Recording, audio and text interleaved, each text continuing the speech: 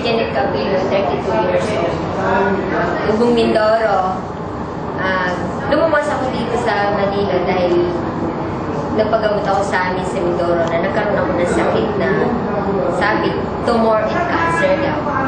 Nalaman ko dito sa Manila, sa PGH na yung sakit ko na cancer is stage 4 na daw, sabi ng doktor.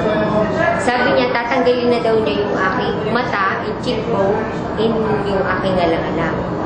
Pero hindi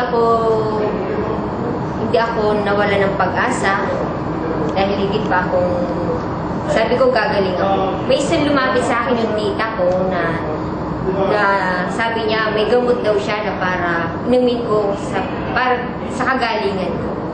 Yung Santi Pure Barley. Tapos nun, nag-take ako nun, una yung capsule. Nag-take ako niyan, umaga, 2 capsule yung morning. Tapos may lumabas dito sa aking ilong na may dugo na may para siyang nana. Yun. Lumabas siya sa ilong ko nung uminom ako nito, capsule. Sabi ng tita ko, sabi ng kapatid ko, siguro tita, mas maganda yun. Sabi, meron pa kaming mas maganda yung powder. Ito yung powder na tinitake ko dahil sabi nila, kailangan daw i-mega dose ko. Dahil ngayon sakit ko, cancer stage 4. Tapos nung tinake ko siya, morning and evening ko siya tinitake. Tapos tuloy-tuloy lang yung inom ko, umaga, hapon. Ito na lang pinagpatuloy ko. Wala namang binibigay yung doktor ko na ibang gamot, kundi ito lang yung ininom ko. Nalaman ko sa sarili ko na nagkaroon ng magandang improve yung hitsura ko ngayon. Nawala yung nararamdaman kong mga sakit-sakit, pati yung okay na yung mata ko yung naging okay na. Dahil dito sa Santi Pure Barley.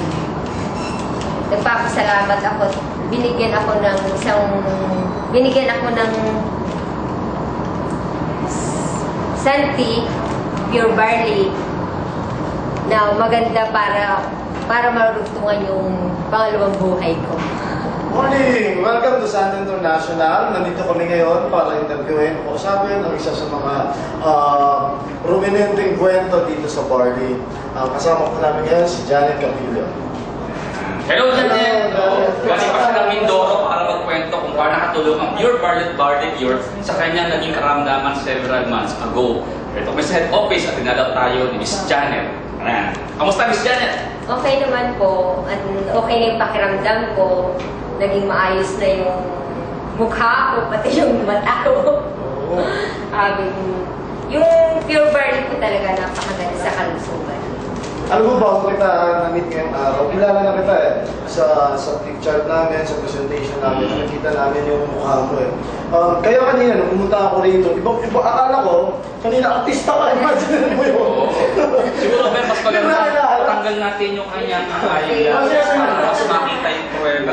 Kasi alam niyo lang yung nagkakatuwa at pag yung picture niya doon, makakagamasa namin. Sabi, para daw yung si Margarito na sustok ni Manny Pacquiao.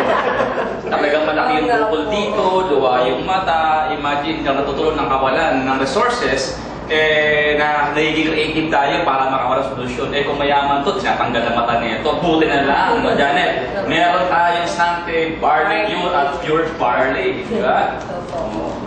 So ngayon, kamusta ka na? Okay naman po, malakas na. Hindi na nakakaramdam na sakit dito sa aking mga sinabi ng doktor ko na cancer daw po, na stage 4 daw po.